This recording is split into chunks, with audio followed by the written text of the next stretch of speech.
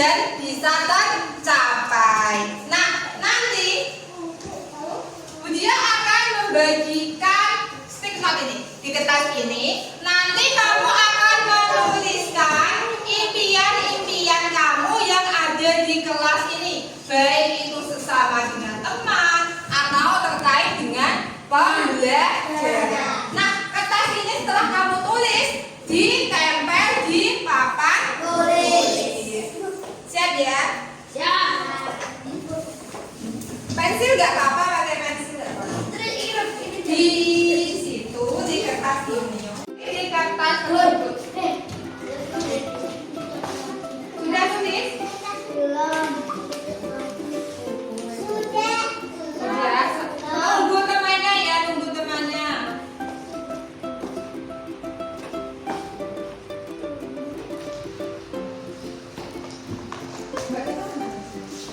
Bukan ini.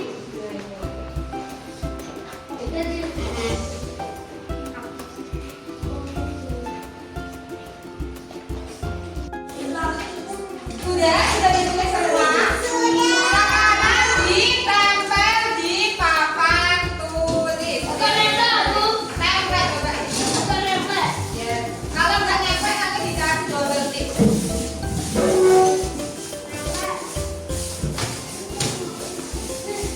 Ayo dong, mari salam.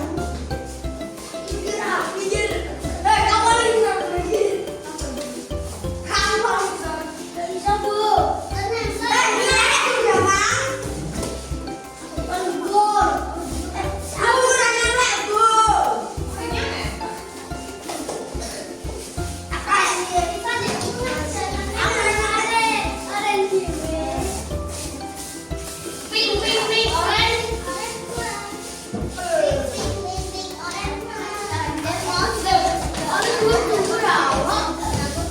Sekarang kembali ke tempat duduknya masing-masing.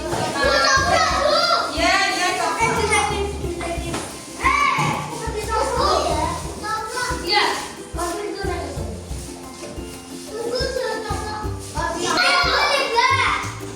Dia sudah mengelompokkan yang intinya sama, misalnya tidak terlambat ke sekolah, sedangkan tepat waktu tidak terlambat ke sekolah, itu berarti kan intinya sama. Ini ada 6 kesepakatan kelas yang atau impian kelas yang ingin kalian gambarkan. Misalnya tidak terlambat ke sekolah, berarti itu masih kalimat negatif, kita ubah menjadi kalimat positif. Bagaimana berarti? Datang tepat waktu. Jadi tidak terlambat ke sekolah, nanti kita akan ubah kalimat positif yaitu menjadi datang tepat waktu. Begitu juga dengan yang lainnya, nanti kita ubah berdasarkan kelompoknya. Jadi yang kelompoknya Mas Adrian, yang ini dengan yang ini nanti kita analisis. Setelah itu kita tulis di kertas sana. Yang ini dan yang ini dianalisis kelompoknya Mbak Nawal. Terus yang atas dan ini nanti akan dianalisis dan ditulis kalimat positifnya oleh kelompoknya Mbak Kaira. Sudah diubah ya? Sudah Mbak Iva. Nah, sudah diubah menjadi kalimat positif sudah semua? Sudah. Sekarang nanti setiap kelompok menempelkan di sini semua. Nanti akan terbentuk keyakinan kelas 3. Ayo silakan kelompok pertama ditempelkan.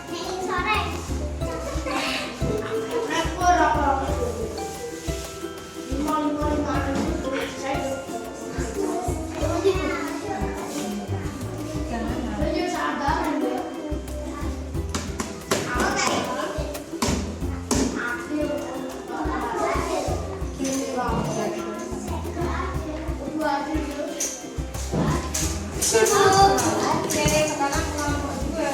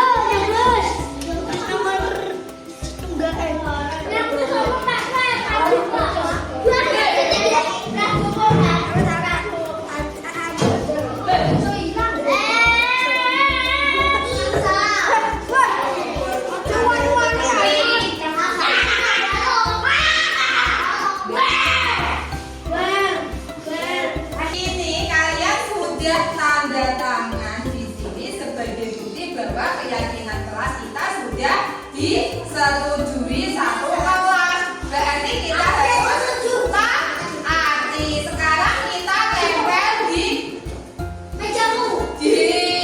di tembok. Siapa yang mau membantu? Oke, sini. Bawa lagi, bawa lagi.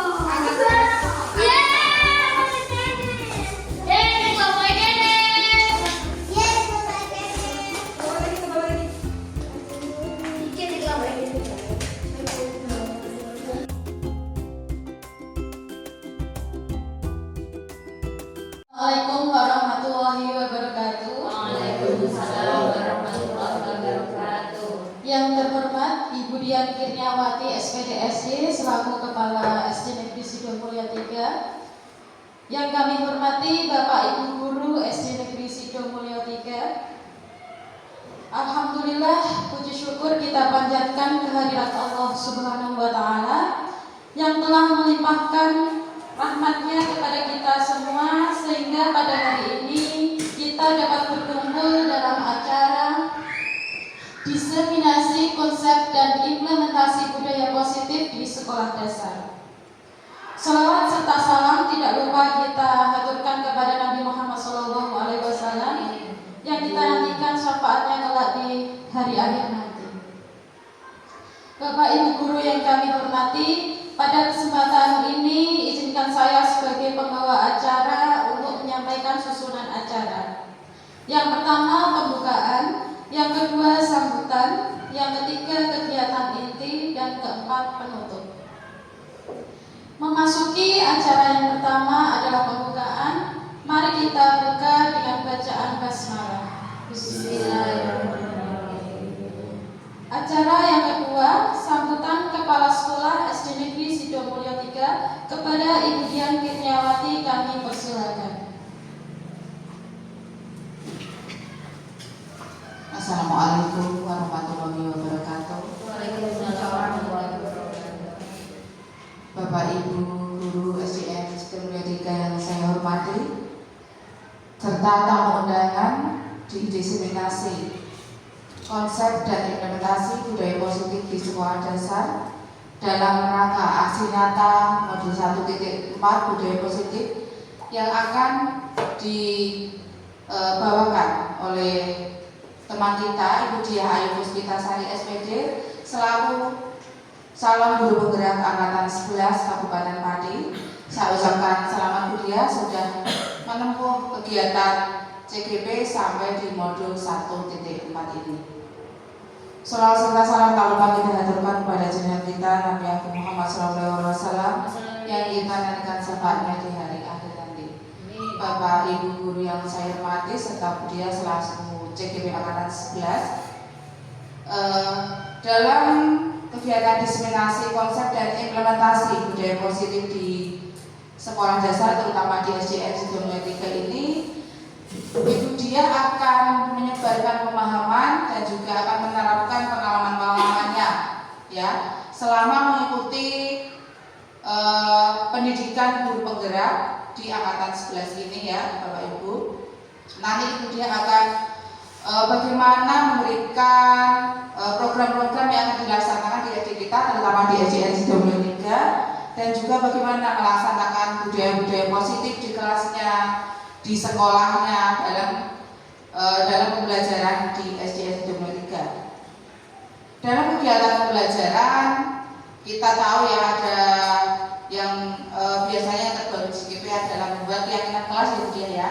Dalam membuat keyakinan kelas itu nanti Bu Diah akan menyepakati bersama siswanya dan juga mungkin nanti akan ditampilkan bagaimana membuat keyakinan kelas dan melaksanakan keyakinan kelas di kelasnya ya. Ini juga sebagai apa namanya ya, kita sebagai acuan atau bisa Bapak Ibu Guru yang lain bisa apa namanya ATM ya, amati tiru dan memodifikasi bagaimana kita membuat keyakinan kelas yang baik dan juga bisa dilaksanakan oleh siswa-siswa kita terutama di kelas kita sendiri-sendiri.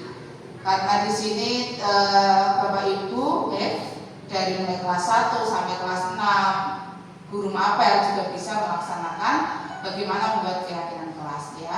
Dalam kegiatan diseminasi konsep dan implementasi budaya positif ini Saya harapkan banyak sekali program-program atau budaya positif yang muncul atau yang baru, kalau bisa yang baru Bapak Ibu Bu Dia, karena nanti akan berdampak di sekolah kita, terutama pada siswa-siswi, dan juga Bu Dia bisa berkolaborasi bersama Bapak Ibu guru yang lain dalam mengembangkan budaya positif dan juga menerapkan pengalaman dan menyebarkan pemahamannya dalam mengikuti program guru penggerak ini, sehingga bisa diterapkan di sekolah kita, terutama di kelasnya, sehingga terciptalah budaya positif dan juga dapat mengimplementasikan di SDN Sidoarjo 3. Ibu Dia ya, nanti bisa Ibu Dia lanjutkan ya.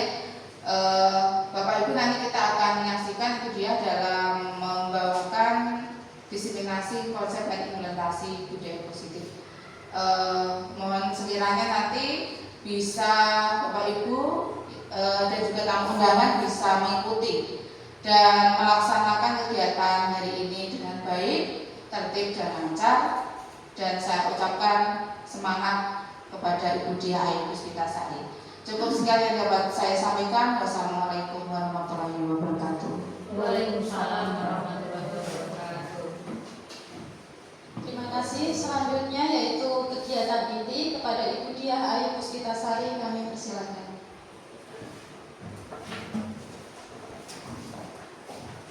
Bismillahirrahmanirrahim.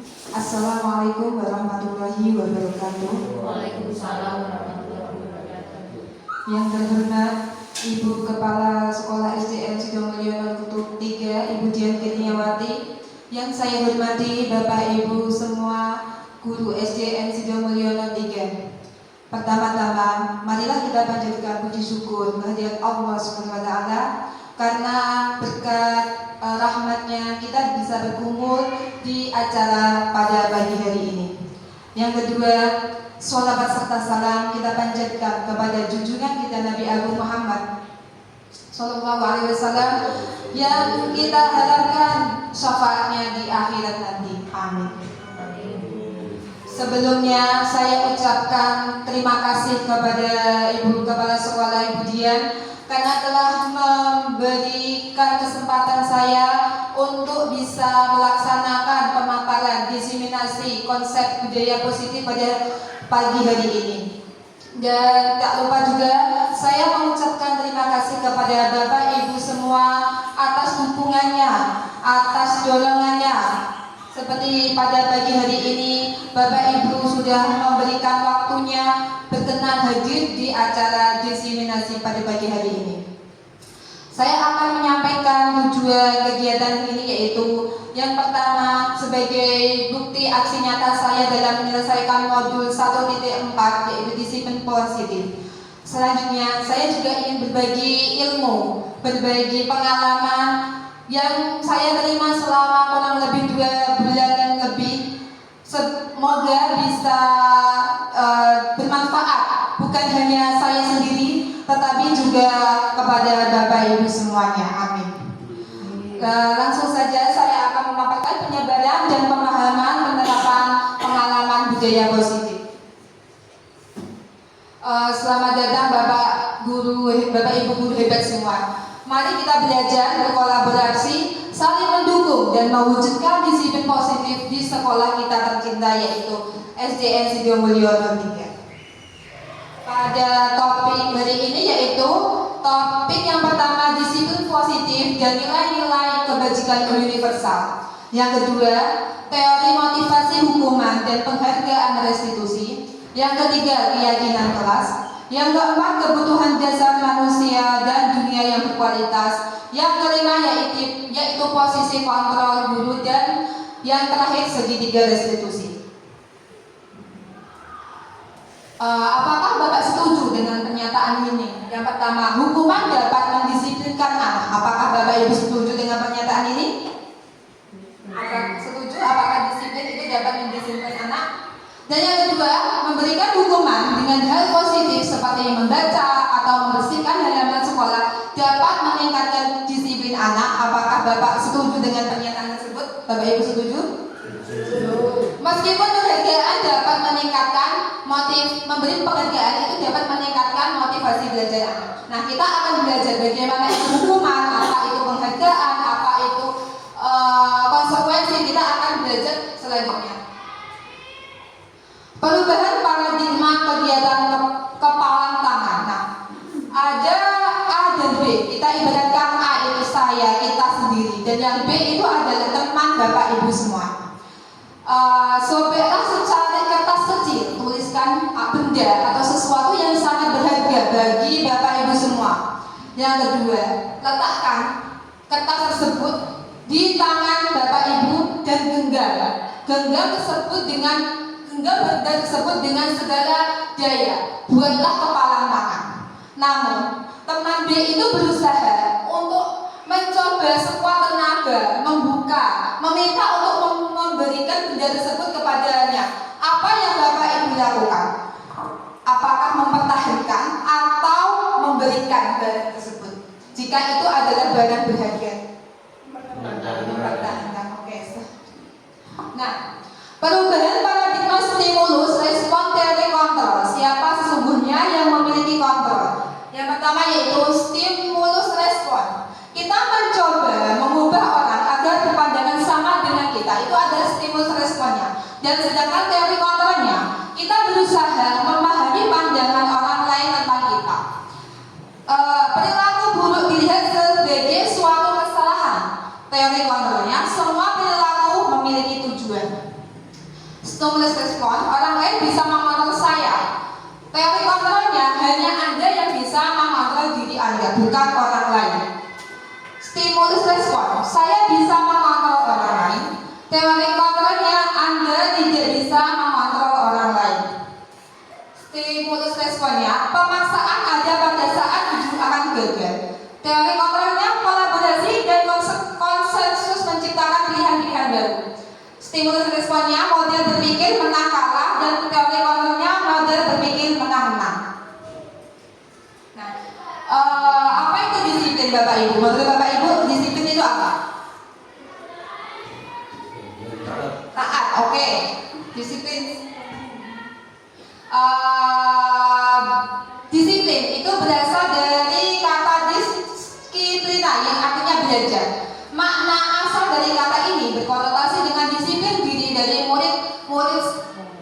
Disiplin diri membuat orang menggali potensinya menuju sebuah tujuan dan apa yang dihargai. Dalam budaya kita, makna disiplin itu berubah menjadi sesuatu yang dilakukan seseorang pada orang lain untuk mendapatkan kepatuhan. Kecenderungannya menghubungkan disiplin dengan ketidaknyamanan, bukan dengan apa yang kita hargai atau mencapai suatu tujuan mulia.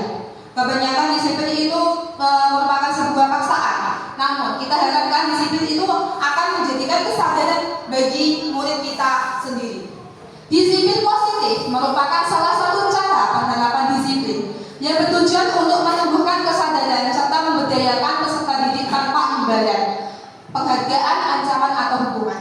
Jadi di sini kita akan mencoba bukan hanya anak itu disiplin karena mendapatkan imbalan atau takut karena mendapatkan hukuman, tetapi kita bisa membuat anak itu sadar akan disiplin yang harus diterapkan agar terjadi dan berlangsung bukan hanya karena mendapatkan paksaan atau tidak mendapatkan hukuman seperti itu.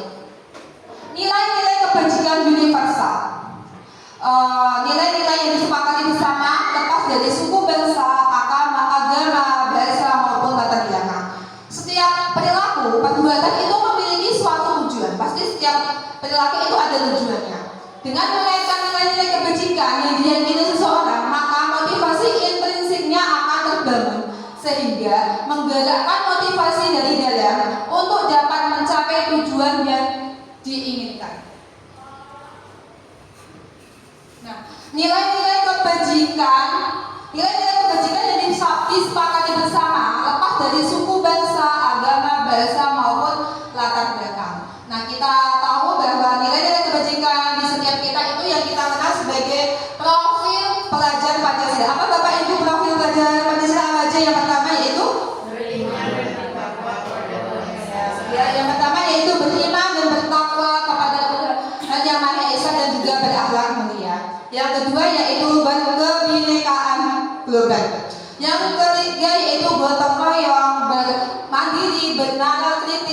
juga kreatif. Nah, di profil pelajar Pancasila yang pertama itu yaitu beriman dan bertakwa kepada Tuhan Yang Maha Esa dan juga berakhlak mulia. Yang dimaksud dengan berakhlak mulia itu bukan hanya berakhlak kepada agama kita, tetapi juga pribadi, manusia, alam, dan juga sebagai warga negara. Yang kedua yaitu berkebinekaan global, mengenal dan menghargai budaya komunikasi dan interaksi antar budaya berkeadilan sosial. Dalam hal ini peserta didik diharapkan dapat berinteraksi berantar budaya sosial sehingga dapat memahami berbagai macam kebudayaan yang ada di Indonesia ini. Yang ketiga yaitu mandiri, pemahaman diri dan situasi regulasi diri. Yang keempat yaitu bergotong royong, berkolaborasi dan juga kepedulian. Yang keempat yaitu kreatif, menghasilkan gagasan yang orisinil, menghasilkan karya dan tindakan orisinil dan juga memiliki keluasan berpikir dalam mencari alternatif solusi permasalahan. Dimaksud dalam kreatif di profil pelajar Pancasila yaitu anak itu bukan hanya sekedar menciptakan, tapi bisa menghargai apa yang diciptakan oleh orang lain. Yang keenam yaitu bernalar kritis, memperoleh dan memproses informasi dan gagasan, menganalisa dan mengevaluasi penalaran, refleksi dan mengevaluasi pemikiran diri. Jadi diharapkan murid kita itu bukan hanya menerima informasi secara mentah, tetapi bisa dianalisis baik dan buruknya bagi dirinya.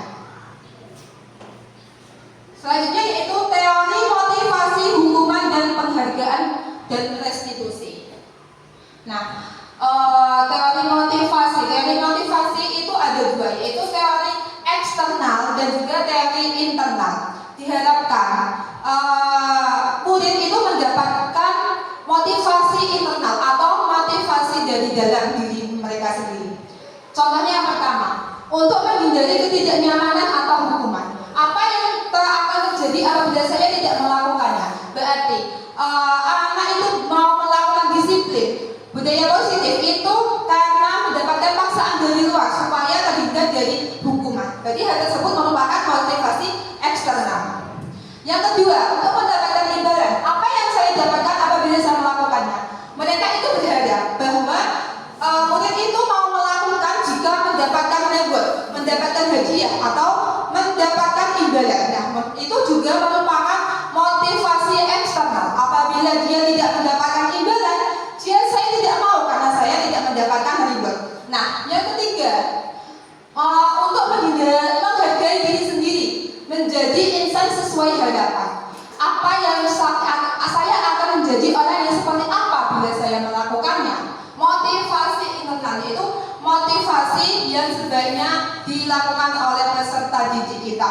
Dia bisa berpikir jika saya melakukan akan mendapatkan menghargai dirinya menjadi manusia yang lebih baik lagi.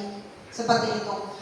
Yang selanjutnya itu merdeka. Merdeka itu artinya tidak hanya terlepas dari perintah, akan tetapi juga cakap buat memerintah diri sendiri. Jadi jika murid itu melakukan sesuatu bukan hanya sekedar mendapatkan perintah dari orang lain, tetapi dari dirinya sendiri, kesadaran pribadi murid itu sendiri. Dihukum oleh penghargaan. Nah ini karena walaupun seakan-akan itu menghargai itu bukan hukuman, tetapi anak itu tidak mau melakukan sesuatu kalau tidak mendapatkan penghargaan. Berarti dia itu tidak benar-benar ingin melakukannya, tetapi karena mendapatkan penghargaan tersebut. Nah, pengaruhnya yaitu bisa jangka pendek.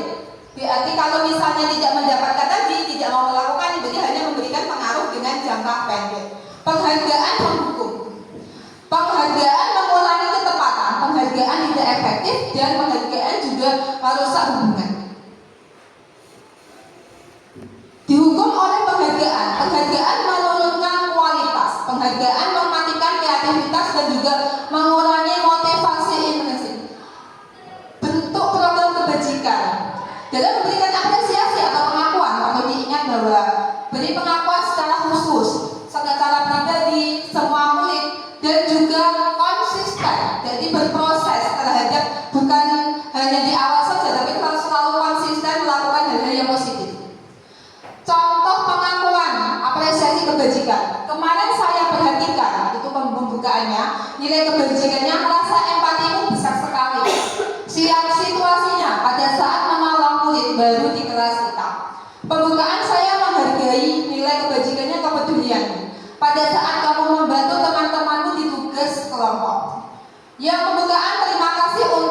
nilai kebajikannya rasa tanggung jawab pada saat kamu memungut kertas-kertas yang berserakan di lantai.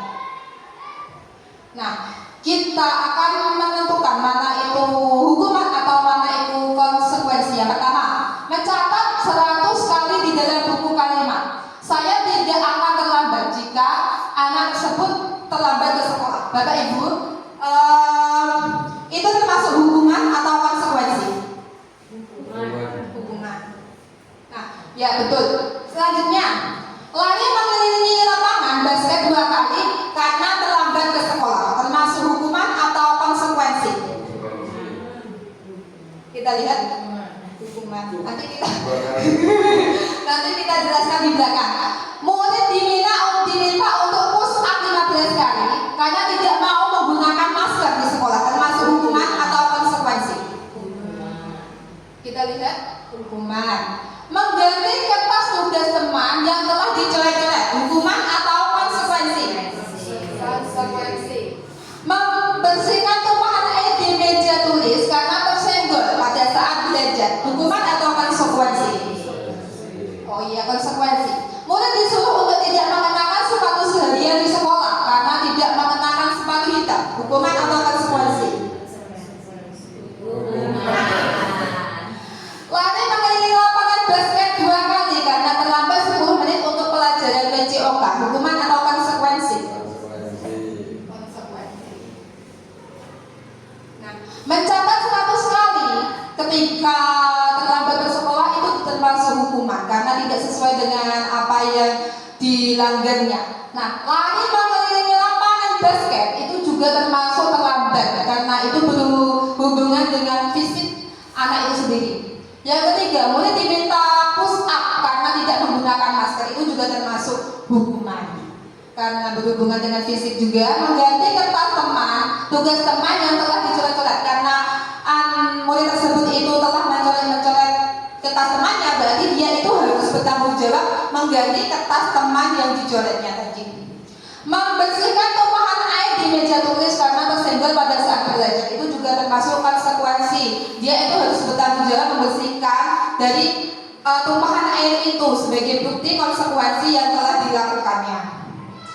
Murid disuruh untuk mengenakan sepatu seharian karena tidak mengenakan sepatu hitam, itu juga termasuk hukuman. Lari mengelilingi lapangan basket 2 kali karena terlambat untuk pelajaran PCOK. Walaupun itu disuruh lari, tetapi itu termasuk konsekuensi karena di dalam pelajaran PCOK itu kita ada pelajaran berlari. Nah, hukuman itu sesuatu yang menyakiti harus terjadi. Biasanya itu anak itu merasa tidak suka karena dihukum, merasa malu. Nah, konsekuensi itu sesuatu yang harus terjadi. Seperti tadi karena dia menyenggol air yang tumpah, berarti konsekuensinya ya harus terjadi, mengembalikan seperti semula membersihkan air tumpahan tersebut. Membuat anak sakit dan sakit hati untuk jangka waktu lama karena dia merasa kecewa, dipermalukan seperti contohnya. Jadi dia itu merasa sakit hati. Nah, konsekuensi membuat anak merasa tidak nyaman dalam jangka waktu pendek. Anak membenci kedisiplinan, itu hukuman. Tapi kalau konsekuensi, anak akan menghargai disiplin. Nah, dalam hukuman itu juga berupa paksaan, tapi konsekuensi stimulus atau tanggapan dari perilaku yang dilakukan. Hukuman mendorong anak menyakiti diri sendiri, namun konsekuensi mendorong anak agar mudah menyesuaikan diri.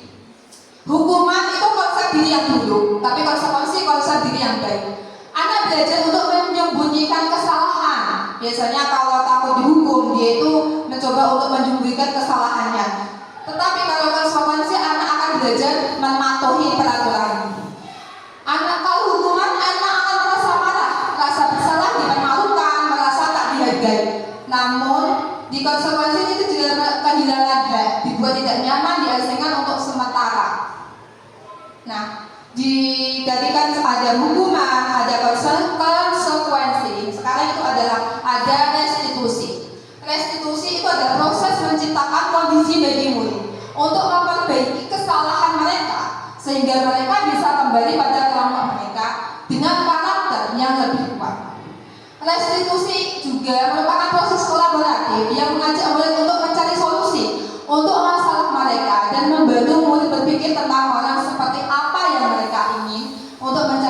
Tuhan dan bagaimana mereka harus memperlakukan orang lain.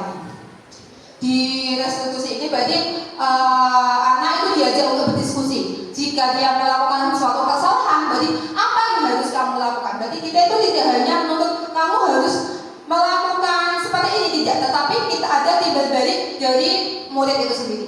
Ciri-ciri restitusi bukan untuk menebus kesalahan, namun untuk belajar dari kesalahan. Yang kedua, memperbaiki hubungan.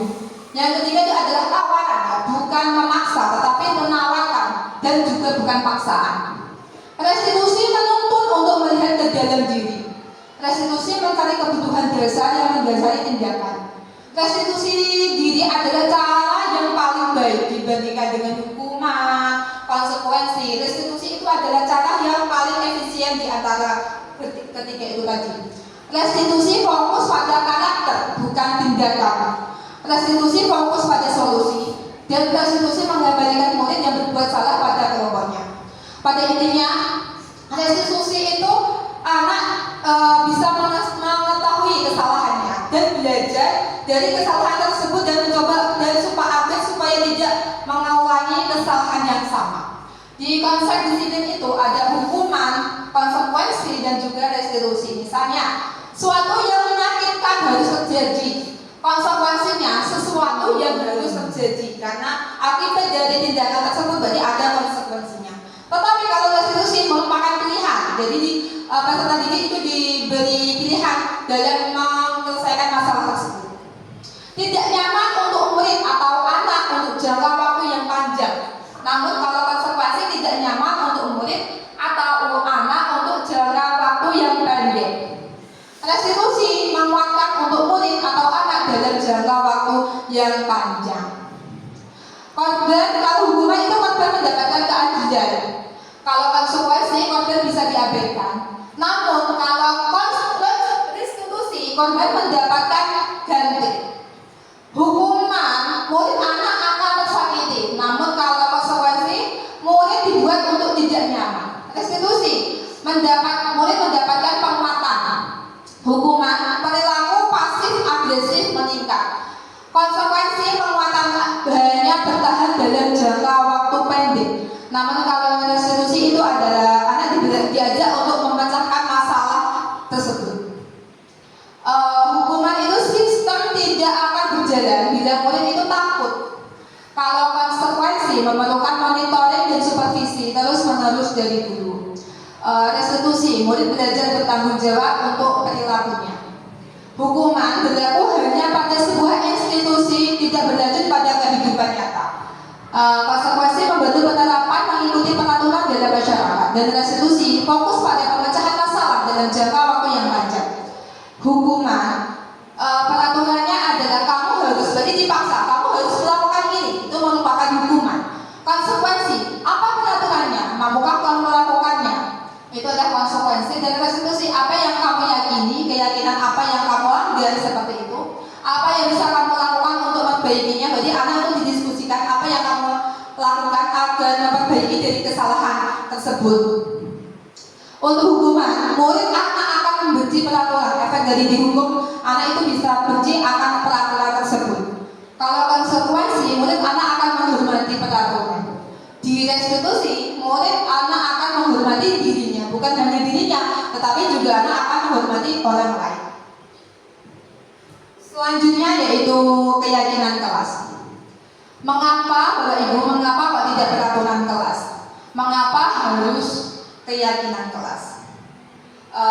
Kita akan belajar tentang keyakinan kelas untuk mendukung motivasi intrinsik kembali dinilai-nilai keyakinan lebih, menggerakkan seseorang dibandingkan mengikuti serangkaian peraturan-peraturan. Nah, di peraturan kelas itu lebih kecil. Nah, di luarnya itu ada keyakinan kelas, di lingkungan, terus menghasilkan lingkungan positif dan bisa menghasilkan budaya positif. Manakah yang dimaksud dengan keyakinan kelas? Nanti kita akan belajar selanjutnya. Keyakinan kelas itu suatu keyakinan akan lebih memotivasi seseorang dari dalam atau memotivasi secara intrinsik. Seseorang akan lebih tergerak dan bersemangat menjalankan keyakinannya daripada hanya sekedar mengikuti serangkaian peraturan. Murid-murid pun demikian, mereka perlu mendengarkan dan mendalami tentang suatu keyakinan daripada hanya mendengarkan peraturan yang mengarah mereka harus berperilaku seperti itu dan juga begitu. Jadi diharapkan dengan keyakinan kelas anak itu bisa termotivasi, menimbulkan kesadaran dari dirinya sendiri sehingga dia bisa menghargai dirinya dan juga menghargai orang lain. Dalam melakukan langkah-langkah menetapkan keyakinan kelas, yang pertama, menggali peraturan-peraturan yang perlu disepakati. Di tahap pertama ini, anak diminta untuk menuliskan keyakinan peraturan apa yang diinginkan, diimpikan di kelas kita, baik itu tentang sekolah atau tentang pelajaran atau tentang sesama temannya. Yang kedua, mengubah peraturan yang sudah dibuat dengan kalimat positif. Biasanya anak itu menulis kalimat negatif, misalnya tidak boleh datang terlambat. Nah, itu merupakan kalimat negatif. Maka kita membimbing murid untuk mengubahnya menjadi kalimat positif seperti datang tepat waktu. Yang ketiga, menyarikan peraturan-peraturan yang sudah dibuat menjadi nilai kebajikan. Nilai kebajikan tadi seperti tanggung jawab, disiplin, menghormati orang lain. Kegiatan mendalami keyakinan kelas tampak seperti atau tidak tampak. Dan kegiatan mendalami keyakinan kelas tugas saya dan juga tugas kamu. Jadi ada tugas kita atau tugas kita semua. Prosedurnya yang pertama, mempersilahkan murid di kelas untuk bercurah pendapat tentang peraturan yang perlu disepakati di kelas. Tadi sudah dijelaskan dari awal bahwa kita itu anak-anak peserta didik itu diberi kesempatan untuk menuliskan, mencurahkan harapan-harapannya tentang kelas yang dia inginkan. Lalu mencatat semua masukan tersebut di papan tulis. Itu bisa diberikan kertas dan ditempelkan di papan tulis atau di kertas besar seperti itu. Jadi anak-anak murid itu dari satu kelas bisa melihat semuanya apa yang dicurahkan teman-teman satu kelasnya. Yang ketiga, menyusun keyakinan kelas sesuai prosedur pembentukan keyakinan kelas. Gantilah kalimat-kalimat bentuk negatif menjadi positif. Misalnya, jangan berlari di kelas atau di koridor, maka diubah menjadi kalimat positif, berjalanlah di kelas atau koridor. Nah, yang keempat, tinjau kembali daftar curah pendapat yang sudah dicatat. Anda mungkin akan mendapati bahwa pernyataan yang tertulis di sana masih banyak yang berupa peraturan-peraturan. Selanjutnya, murid untuk menemukan nilai kebajikan atau keyakinan yang menjadi inti dari peraturan tersebut. Misalnya, berjalan di kelas dengarkan guru, datanglah tepat waktu, bisa disarikan menjadi satu keyakinan, yaitu keyakinan untuk saling menghormati atau nilai kebajikan hormat. Keyakinan inilah yang dijadikan daftar untuk disepakati dan juga berarti menjadi peraturan atau keyakinan kelas. Yang kelima, tinjau ulang keyakinan kelas secara bersama-sama. Dalam hal ini peserta didik diminta untuk meninjau kembali apakah sudah sesuai dengan apa yang diimpikan di dalam kelas tersebut. Selanjutnya, setelah beberapa peraturan telah disatukan menjadi beberapa keyakinan, maka jumlah butirnya pernyataan keyakinan akan berkurang. Sebaiknya tidak usah terlalu banyak, cukup 3 atau 7 peraturan keyakinan saja supaya peserta didik itu, murid itu dapat mengingatnya. Yang keenam, setelah keyakinan kelas dibuat selesai, maka semua warga kelas dipersilakan meninjau ulang dan menyetujui dengan menandatangani keyakinan kelas tersebut, termasuk guru dan semua murid, sebagai bukti bahwa semua murid dalam satu kelas itu setuju. Peserta didik itu diminta untuk tanda tangan atau bisa cap jempol. Keyakinan kelas selanjutnya bisa diletakkan di dinding kelas sehingga dapat memudahkan murid-murid dalam satu kelas itu melihat keyakinan kelas yang mereka buat. Nah, itu adalah contoh keyakinan kelas di kelas 3. Sudah menjadi 6 keyakinan kelas dan mereka itu sudah melakukan cap jempol dari kesepakatan yang telah mereka buat. Nah, Jadi selalu kembalikan buku ke tempatnya. Nah, mengembalikan buku ke tempatnya itu merupakan nilainya, yaitu tanggung jawab. Dilarang mengganggu orang lain. Berarti dilarang mengganggu orang lain, nilai keyakinannya yaitu menghormati orang lain. Hadir sekolah 15 menit sebelum pembelajaran dimulai. Nilai keyakinan kelasnya yaitu menghormati orang lain. ya, menghormati orang lain atau berkomitmen. Dilarang melakukan kekerasan. Jadi nilainya yaitu ya, keselamatan atau menghormati orang lain. Dilarang menggunakan narkoba. Nilainya yaitu nilai kebajikannya kesehatan. Bergantian atau menunggu giliran. Jadi nilai kebajikannya yaitu menghormati orang lain atau kesabaran. Menggunakan masker. Jadi nilai kebajikannya yaitu keselamatan, kesehatan, kepedulian. Jangan berlari di kelas atau koridor. Berarti nilai kebajikannya yaitu keselamatan, kesehatan. Nah, kebutuhan dasar manusia. Selanjutnya kita ke kebutuhan dasar manusia. Bukan hanya kita sebagai guru, sebagai orang dewasa, tapi murid juga memiliki kebutuhan dasar sebagai manusia. Apa itu kebutuhannya? Yang pertama yaitu kebutuhan bertahan hidup. Yang kedua yaitu kasih sayang dan rasa diterima. Terus penguasaan, kesenangan dan juga kebebasan. Dalam hal ini anak itu melakukan sesuatu agar bisa memenuhi kebutuhan hidupnya. Nah, ini ada pernyataan jawaban Pak Malik. Iseng aja.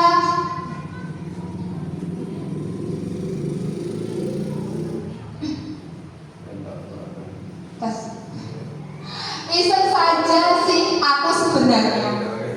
Aku senang lihat kepala sekolah baru ini kebingungan. Kalau kutanya-tanya di saat rapat itu berarti dia itu mendapatkan kebutuhan kesenangan dari apa yang telah dilakukannya. Yang kedua, ya biar dia kenal sama aku dan ingin menantinya bisa dekat sama dan kerja bareng sama dia. Kayaknya orangnya baik sih, berarti dia itu ingin mendapatkan kebutuhan kasih cinta dan kasih sayang dengan melakukan hal seperti itu.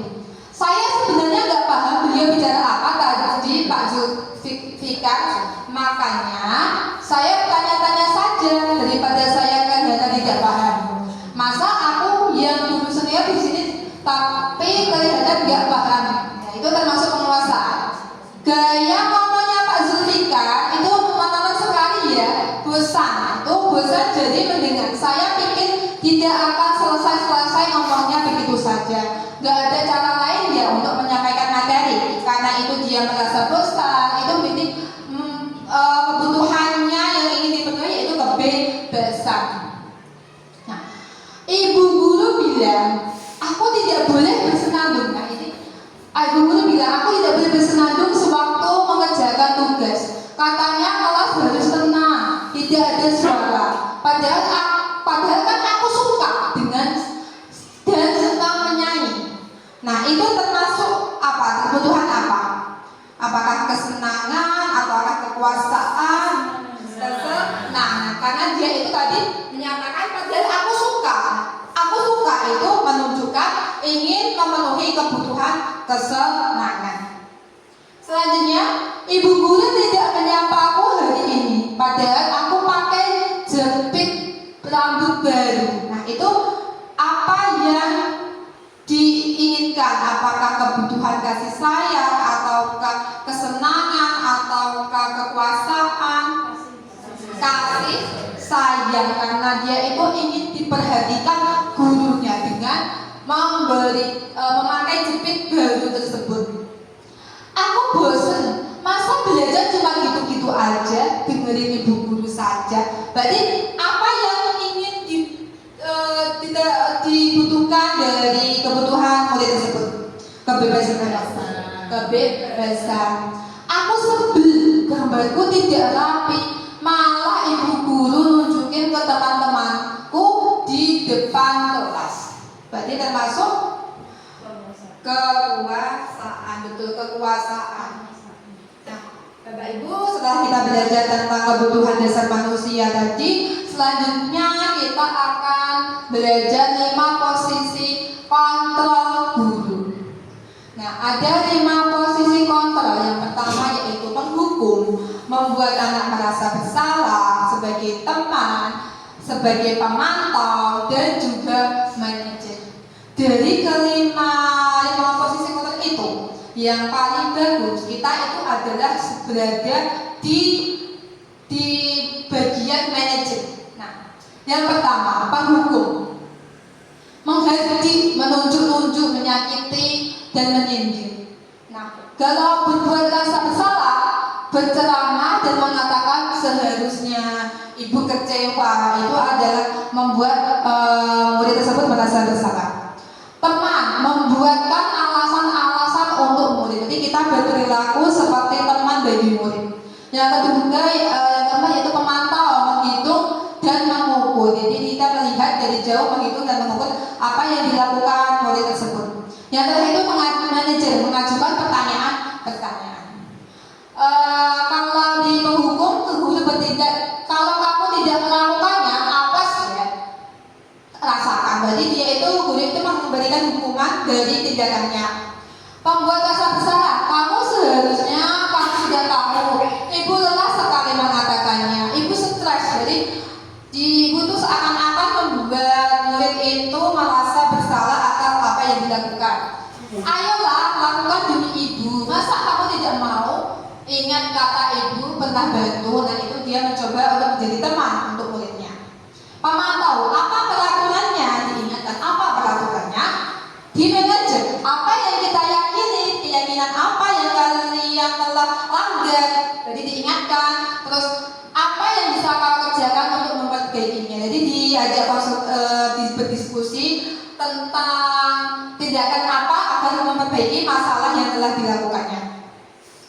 Yang hasilnya, kalau penghukum itu memberontak, menyalahkan orang lain dan berbohong. Yang pembuat rasa bersalah itu menyangkal karena dia takut, jadi dia menyangkal, berbohong, dan bisa juga menyembunyikan.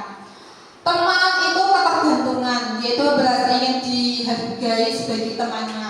Namun kalau pemantau menyesuaikan diri dan diri bila diawali, dan manajer itu menguatkan pribadinya. Murid meletakkan guru di dunia berkualitas, itu menghukum. Murid meletakkan guru di dalam dunia berkualitas. Teman murid meletakkan guru sebagai orang yang sangat penting di dunia yang berkualitas. Murid yang pemantau, murid meletakkan guru peraturan hukum di dunia yang berkualitas. Kalau manajer, murid meletakkan dirinya sebagai individu yang positif, berarti meletakkan dirinya sebagai seseorang yang berkualitas. Di penghukum, murid itu berkata, biarkan saja, nanti juga marah-marah lagi. Kalau dia dihukum, berarti dia akan berkata seperti itu. Kalau dibuat merasa bersalah, dia akan meminta maaf ya. Kalau teman, saya pikir bapak itu teman saya, ternyata bukan begitu. Pemantau, berapa banyak bintang yang saya harus peroleh, berapa halaman yang harus saya tulis, karena dia tahu setelah melakukan kesalahan dia itu harus menulisnya. Kalau dia melakukan disiplin, berarti dia mendapatkan bintang. Jadi murid itu seperti dipantau. Kalau manajer, bagaimana caranya bisa memperbaiki keadaan? Ini ditanya, bagaimana caranya agar kamu bisa memperbaikinya? Dimotivasi, dampaknya itu mengulangi kesalahan. Kalau di penghukum, kalau merasa bersalah, akan merasa rendah diri karena merasa disalahkan. Dan kalau teman itu lemah, tidak mandiri, tergantung. Di pemantau, menitik beratkan pada sanksi dan hadiah untuk dirinya, karena dia itu menganggap sesuatu yang dilakukan itu akan mendapatkan hadiah, akan mendapatkan reward tersebut. Kalau manajer mengevaluasi diri, dia itu berusaha untuk mengevaluasi diri dan tidak mengulangi kesalahan yang sama lagi. Di posisi kontrol tadi ada membuat orang merasa bersalah, ada hukuman sebagai teman, juga manajer. Nah, kita akan belajar dari pernyataan-pernyataan berikut ini Bapak Ibu. Saya kecewa sekali dengan kamu. Berarti termasuk mana? Dikatakan dari 5 posisi konflik itu yang mana? Saya kecewa sekali dengan kamu. Apakah termasuk membuat orang merasa bersalah, atau penghukum, atau teman, atau manajer, atau pemantau? Membuat orang merasa bersalah. Nanti kita lihat di belakang. Selanjutnya, kamu tidak pernah melakukannya. Berarti apa? Termasuk apa? Merasa bersalah. Oke, kita simpan jawabannya. Ayolah, lakukan demi bapak atau ibu. Berarti termasuk teman. Apakah kamu mau mendapatkan stiker bintang hari ini? Berarti termasuk di posisi kolom yang kanan. Apakah kamu mau mendapatkan bintang? Berarti di ada pemantau, ada kemana? Kita nanti lihat saja. Bagaimana kamu bisa menyelesaikan masalah ini? Berarti apa? Manajer. Kamu selalu yang paling terakhir. Tadi apa? Kamu selalu yang paling terakhir. Membuat merasa bersalah. Oke, kita lihat di slide selanjutnya. Nah, saya kecewa. Jadi kata-kata kecewa itu berarti artinya akan membuat murid itu merasa bersalah. Selanjutnya, kamu tidak pernah melakukan ini. Berarti dia itu akan di posisi penghukum. Ayolah, lakukan demi ibu. Berarti teman, karena kita itu berusaha menjadi teman, melakukan pembicaraan yang santai. Apakah kamu mau mendapatkan stiker bintang hari ini? Berarti itu adalah pemantau. Bagaimana kamu bisa menyelesaikan masalah di pernyataan ini? Berarti anak diajak berdiskusi untuk menyelesaikan masalah. Kamu selalu yang paling terakhir. Karena itu tadi ada kata-kata selalu, berarti di posisi penghukum. Selanjutnya, setelah kita belajar tentang 5 posisi kontrol, itu ada segitiga restitusi. Bapak Ibu, di segitiga restitusi itu ada tiga tahapan yang harus kita lewati. Yang pertama yaitu menstabilkan identitas.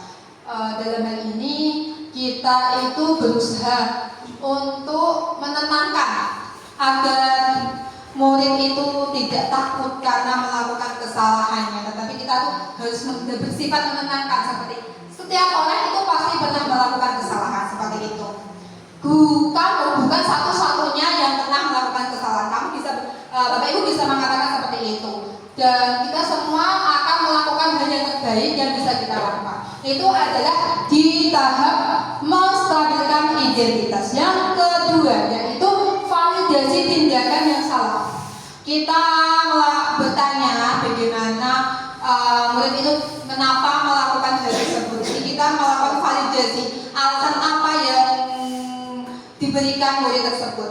Dengan memberikan pertanyaan, kamu tentu punya alasan mengapa melakukan itu. Terus apakah adakah cara yang lebih efektif untuk membuat apa yang kamu butuhkan? Nah, selanjutnya itu semua perilaku memiliki alasan. Jadi di tahap ini kita berusaha meminta penjelasan murid kenapa melakukan hal tersebut atau kesalahan tersebut. Yang terakhir yaitu menanyakan keyakinan kelas. Tadi sebelumnya peserta didik atau kita sudah belajar tentang keyakinan kelas. Nanti kita tanyakan kepada murid keyakinan kelas apa yang murid itu langgar. Ya, seperti keyakinan kelas apa yang telah disepakati. Kamu ingin menjadi orang yang seperti apa? Terus kita semua memiliki bisa menyelesaikan masalah tersebut. Di segitiga restitusi, yang pertama menstabilkan identitas untuk membuat anak itu merasa gagal karena membuat salah menjadi positif. Jadi karena dia itu membuat salah itu dia takut, tetapi kita itu menstabilkan perasaannya, menenangkan perasaannya agar menjadi hal yang positif terhadap dirinya. Validasi di tahap kedua yaitu validasi tindakan yang salah, membuat murid mengenali kebutuhan dasar yang ingin dipenuhinya ketika melakukan kesalahan. Jadi divalidasi, ditanyakan kenapa melakukan hal tersebut. Yang ketiga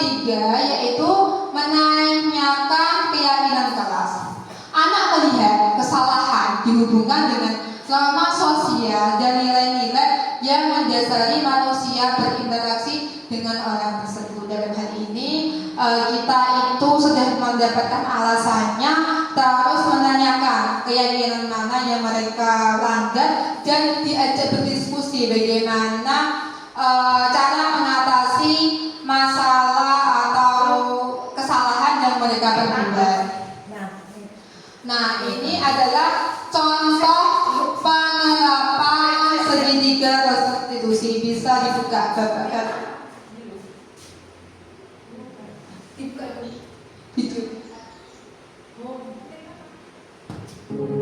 Itu adalah contoh praktek saya dalam menerapkan segitiga restitusi.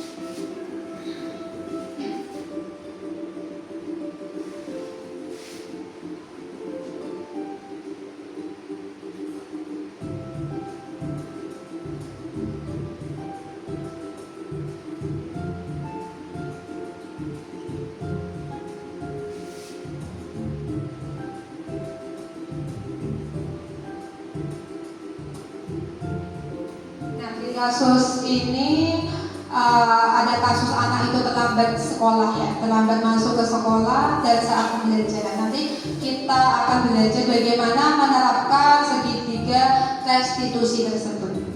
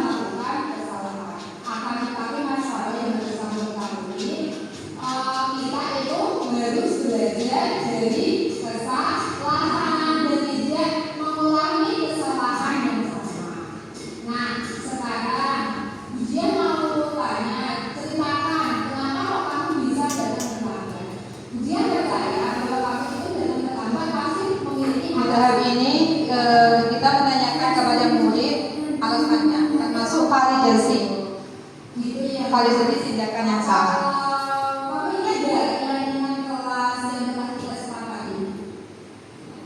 Kalau begitu, keyakinan kelas apa yang sudah Mas Fano langgar?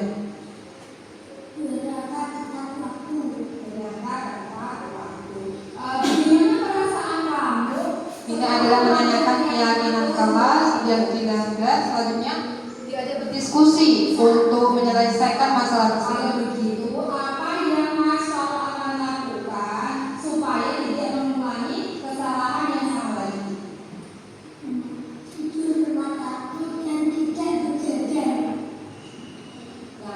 Nah, solusi yang bagus yang menurut saya berdiri, kamu sudah berusaha untuk melakukan hal yang tidak sama lagi, berusaha agar tidak terulang lagi.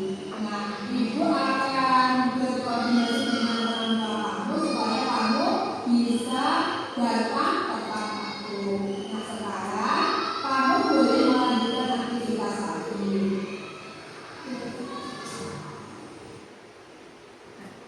tadi, jadi kita dalam menerapkan segitiga restitusi melalui 3 proses. Yang pertama yaitu menstabilkan, yang kedua validasi atas tindakan yang salah, dan yang terakhir yaitu menanyakan keyakinan kelas. Nah, di akhir slide ini kita kan sudah belajar tentang disiplin positif dan teori-teori kontrol atau pilihan. Yang pertama, Anda tidak bisa mengontrol orang lain, hanya Anda yang bisa mengontrol diri sendiri. Berarti kita itu tidak bisa dikontrol orang lain, tetapi kitalah yang mengontrol kita sendiri.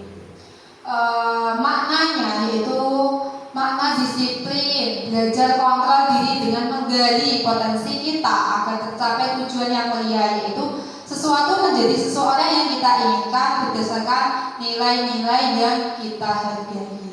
Teori kontrol yang kedua itu semua perilaku memiliki tujuan. Kita itu setiap apa yang kita lakukan pasti memiliki tujuan, dan tujuannya itu ada teori motivasi untuk menghindari hukuman atau untuk mendapatkan imbalan, dan juga untuk menghargai diri sendiri. Ada karena teori motivasi kita tadi ada untuk menghindari hukuman, mendapatkan imbalan, dan yang terakhir yaitu menghargai diri sendiri. Berarti motivasi yang harus diterapkan dari murid dan kita sebagai guru adalah motivasi intrinsik, yaitu kita bisa menghargai diri kita sendiri.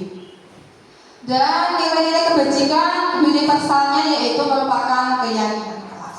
Di teori kontrolnya yang ketiga yaitu model berpikir menang-menang, kolaborasi dan konsensus menciptakan pilihan yang baru. Di tahap ini tadi kita ada 5 posisi kontrol, baik itu penghukum, membuat orang itu merasa bersalah, sebagai teman, sebagai pemantau, dan yang terakhir itu adalah sebagai manajer. Di penghukum atau membuat merasa bersalah itu merupakan motivasi dari luar, merupakan dari eksternal untuk menghindari hukuman yang akan mereka dapatkan setelah melakukan kesalahan. Di posisi teman atau pemantau itu juga akan mendapatkan imbalan. Misalnya dia tadi bertanya bagaimana dari seberapa halaman yang saya tulis, ya itu berarti dia itu sebagai guru itu meletakkan posisi sebagai pemantau. Tadi apakah saya mendapatkan bintang? Itu adalah dia itu murid itu mau mendapatkan imbalan jika melakukan hal tersebut. Namun yang paling pentingnya itu adalah manajer untuk menghargai diri sendiri. Posisi yang di posisi manajer itu kita bisa selalu berperilaku sebagai penghukum, membuat rasa bersalah teman, pemantau, dan juga manajer. Dalam salah satu tindakan manajer itu yaitu kita melakukan segitiga restitusi tadi. Yang pertama, tahapan yang pertama kita menstabilkan identitas, menenangkan murid agar merasa bersalah tersebut berubah menjadi hal yang positif. Yang kedua itu validasi kebutuhan. Kita bertanya tentang alasan dan mengapa bisa melakukan tersebut, dan yang ketiga yaitu menanyakan keyakinan kelas. Di tahap menanyakan keyakinan kelas ini bukan hanya sekedar bertanya, tetapi juga berdiskusi. Karena ini berdiskusi bagaimana yaitu mulai berpikir cara untuk menyelesaikan masalah tersebut dan berupaya agar masalah yang dilakukannya itu tidak terulang lagi.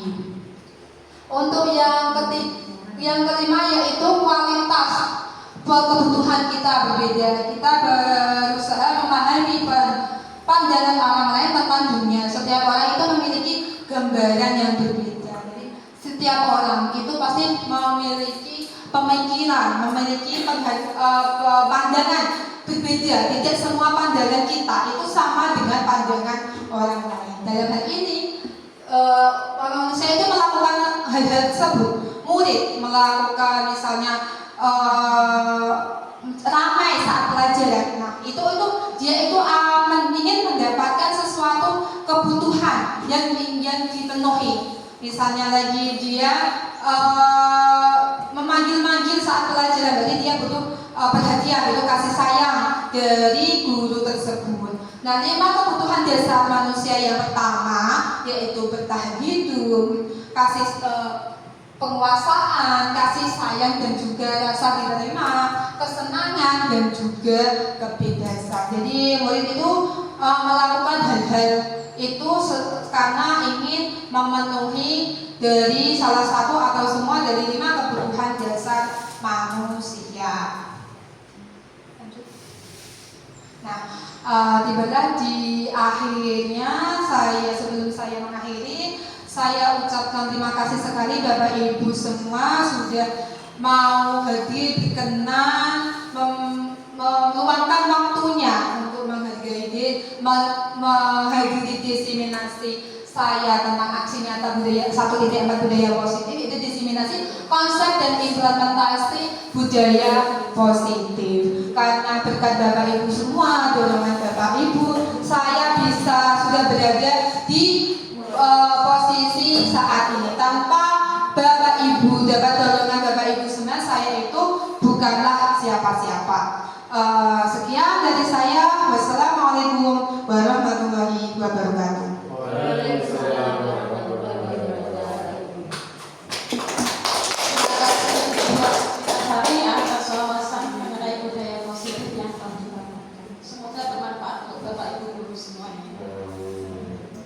Bapak Ibu guru yang kami hormati, tibalah kita pada acara yang terakhir yaitu penutup.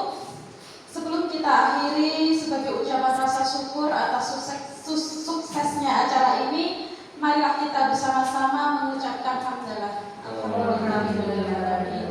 Akhirnya saya sebagai pembawa acara undur diri dan mohon maaf yang sebesar-besarnya apabila ada kesalahan tutur kata maupun sikap yang kurang berkenan di hati Bapak Ibu guru semuanya. Terima kasih. Wassalamualaikum warahmatullahi wabarakatuh.